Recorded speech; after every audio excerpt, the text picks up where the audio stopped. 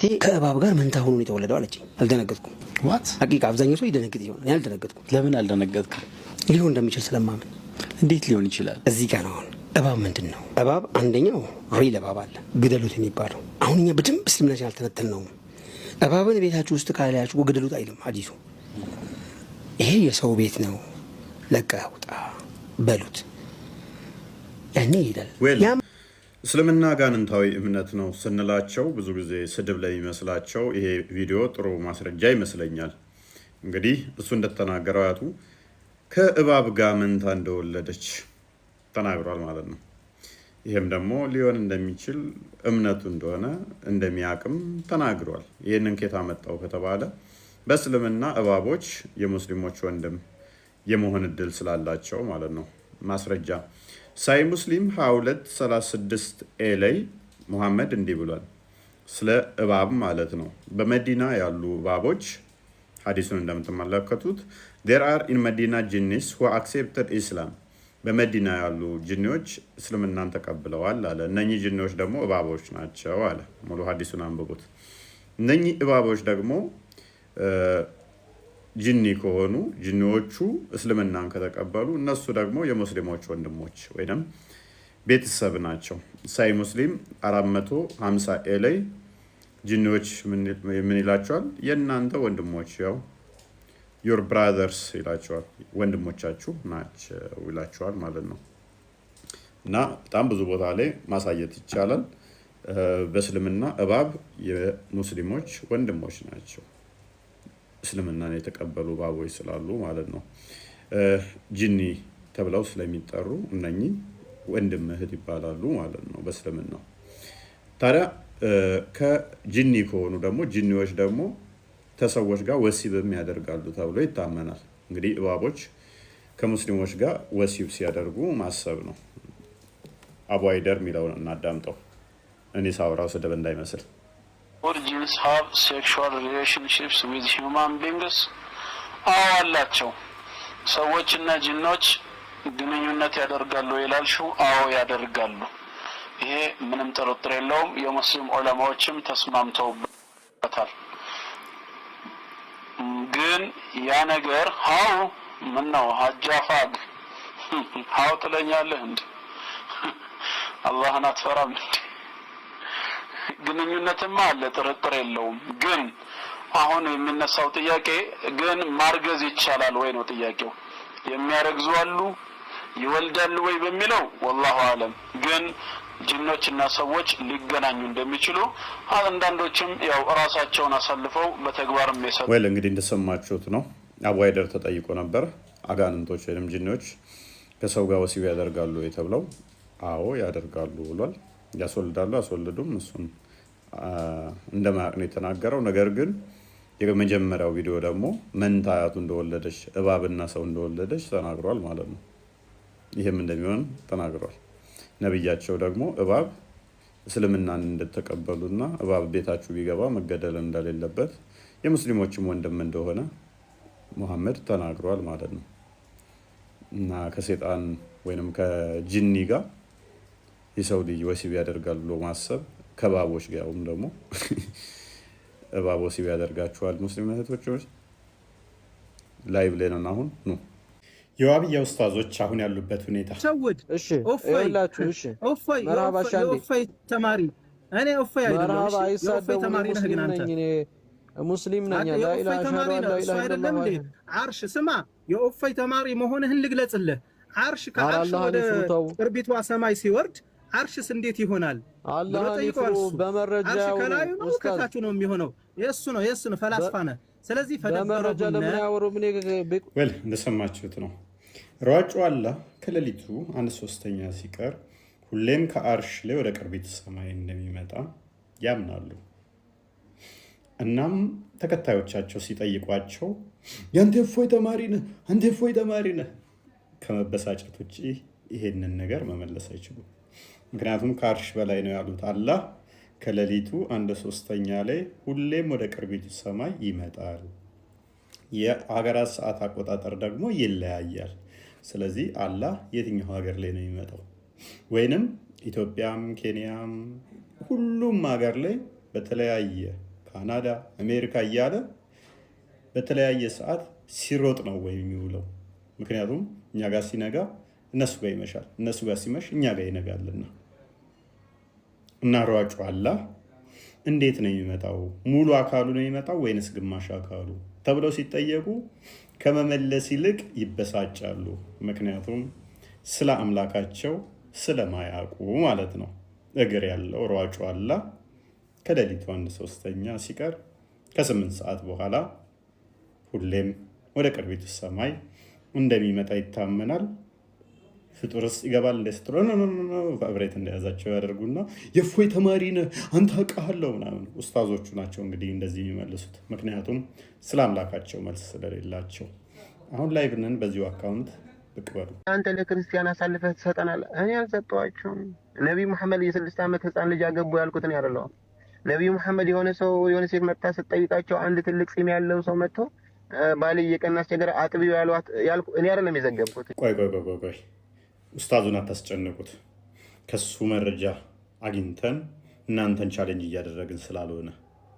በእርግጥ ህፃን ልጅን ፔሬድ ያላየች ህፃን ልጅን ወሲብ ማድረግ የሐላል እንደሆነ ከኡስታዞቻችሁ ስሙ። የወር አበባ ያላዩ ህፃናትን ማጨት ማግባት ይችላል ማለት ነው። ምንም የሚከለክል ነገር የለውም። አይቻልም የሚል ነገር የለም። ሐላል ነው። ኦኬ፣ ስለዚህ ያልደረሱ ማለት ነው። ሁለተኛው ጥያቄ እዚሁ ላይ ማለት ነው ጥያቄ ፈጠራብኝና ግንኙነት ሳያረጉ ኢዳ ይቆጠራል እንዴ?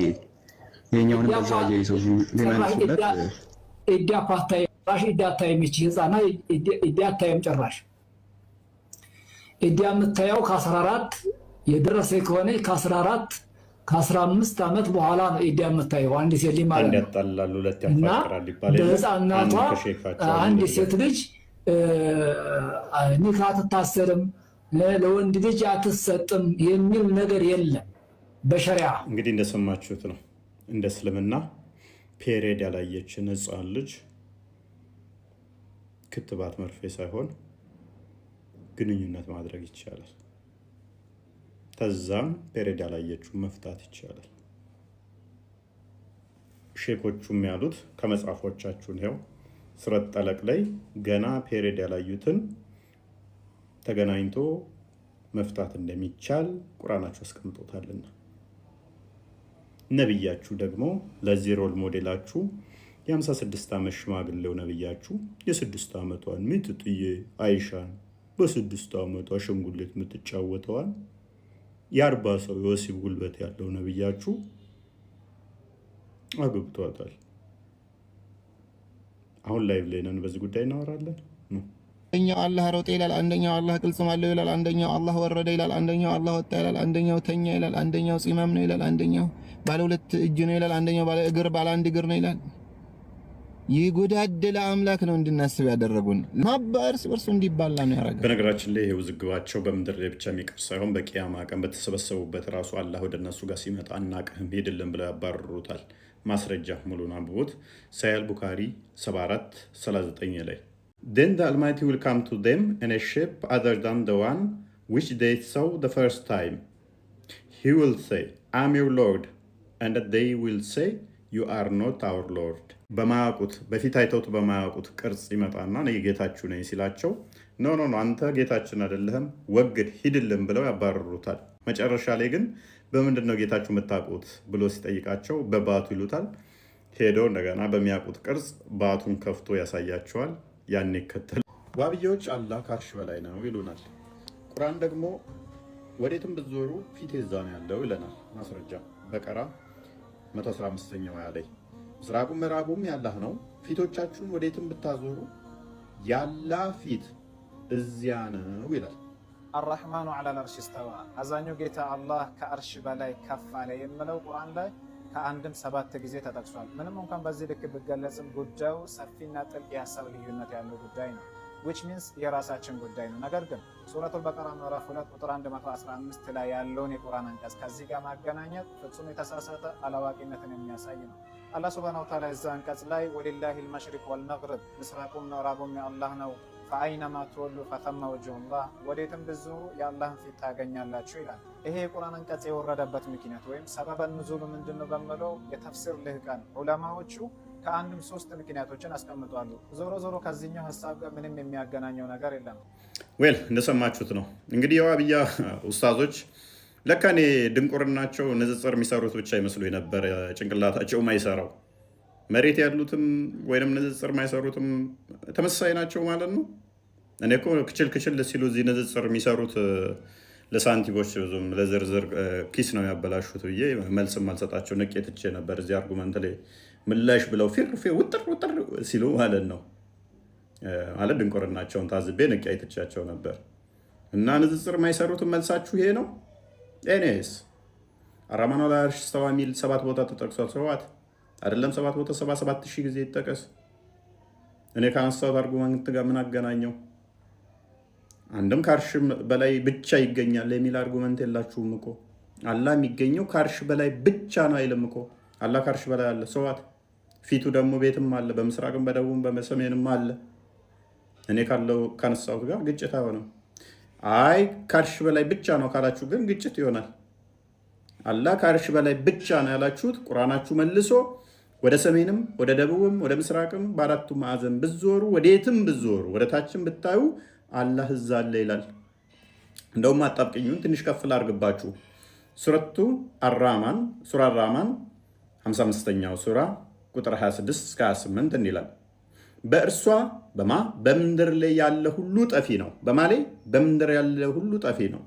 የልቅና እና የልግስና ባለቤት የሆነው የጌታ ፊትም ይቀራል ፊቱ አይጠፋም ይላል። ስለዚህ በምድር ላይ ያለ ሁሉ ይጠፋል። ምን ሲቀር? ያላ ፊት ሲቀር። ስለዚህ ወደ ሰሜንም ወደ ደቡብም ወደ ምስራቅም ወደ ምዕራብም ብትዞር ወዴትም ብትዞር ወደ ምድርም ወደ ታይ ብታዩ ወደ ተራራውን ብታዩ ያላ ፊት እዛ ነው ከሚለው ጋር ይሄንኛው የቁርአን ክፍል ደግሞ ያላ ፊት ሲቀር በምድር ላይ ያለ ሁሉ ይጠፋል ካለ አላህ መገኛው ምድር ላይ ነው። አርጉ ይሄንን የተነሳውን ሰንበዲ እንዲህ ብሏል እንደዚያ ጫላ ጨቡዴ ሳትል ማለት ነው። ወገን አታደርጉ መቼም። ምክንያቱም ድንቁርና ፎቅ ገንብቶባችኋል። ስድብ መገለጫችሁ ሆኗል። እኔን አታክ በማድረግ አስተምሮትህን ወይም ደግሞ አላህን ፈጣሪ ማድረግ አትችልም። አስተምሮትህን እውነት ማድረግ አትችልም። ስለዚህ አርጉመንቱን ራሱ በፊት በደንብ ተረዱ ማለት ነው። እኔ ሳውን ላይቭ ላይ በቃ በሉ። በነገራችን ላይ ነብያችሁም ብሎታል እንዲህ እንዲያንሰፈሰብሽኛል አንሰፍሰፈሽ እንዲያደናገርሽኛል አያደናግረሽ ወዲያጆ እንዲያንገበገብሽኛል አንገብግበሽ እንዲያንሰፈሰብሽኛል አንሰፍሰፈሽ ሁለት የነበረው 4 ሆኗል እግረሽ። ኦኬ በዚህ ሰውዬ እንጉርጉሮ ላይ ብዙ ሙስሊሞች እንዴት ሴቶችን 4 እግር ይላል ስድብ ነው እያሉ እየኮመቱ ነው። ሐዲሳችሁን አለማወቃችሁ ነብያችሁ ነው ያለው። ይሄ ከባድ ስድብ ነው ዘፈን ነው ምናምን እያሉ ነው። ይሄ መጽሐፍ ላይ ስለ ትጥበት እንዲህ ይላል። አቡ ሁረይራ እንዳስተላለፈው ያላ መልእክተኛ እንዲህ ብለዋል። ማን? ያላ መልእክተኛ በ4 ቅርንጫፎች መሃል ከተቀመጠ እና ከታገላት ትጥበት ግድ ይሆንበታል የዘር ፈሳሽ ባይፈስም እንኳን። በ4 ቅርንጫፎች መካከል የሚለው ሐዲሱ ላይ በእግሮቿ መካከል ወይም በ4 ቅርንጫፎች መካከል 4 እግር ያለው ማን ነው የሚለውን ደግሞ ኢማም አነዋዊ አንድም ከዚህ ሐዲስ ጋር አያይዞ እንስሳትን ካደረጉ መታጠብ ግድ ነው ብሏል። እንስሳትን ከእንስሳት ጋር እንትን ካደረጉ ትጥበት ግድ ነው 4 እግር ያለሽ እነሱ ስለሆነ። ኤኒዌይስ አንድ ታሪክ ልንገራችሁ። ሳሂህ ቡኻሪ 5235 ላይ የሚገኝ ሙሐመድ ቤቱ የሚመጣ ጀንደረባ ወይም ደግሞ የሴት ፍላጎት የሌለው አይነት ሰው ነበረ እና ሙሐመድ ቤት ይገባል፣ ሚስቶቹ ጋር ምናምን ይገባል ይወጣል። ሙሐመድ ታውቃላችሁ ወንዶች ቤቱ እንዳይመጡ ከልክሏል። እና ይሄንኛው ሰውዬ ግን ስልብ ነው ብሎ በማሰብ ፈቅዶለት ነበር። ከዕለታት አንድ ቀን እንዲህ ሲል ሰማው። that she shows 4 folds of flesh when facing you and 8 when she turns her back ወደ አንተ ስትመጣ 4 እጥፍ ታሳያለች ወደዛ ስትመለስ 8 ትሆናለች ብሎ አለ ማሜ ሰማ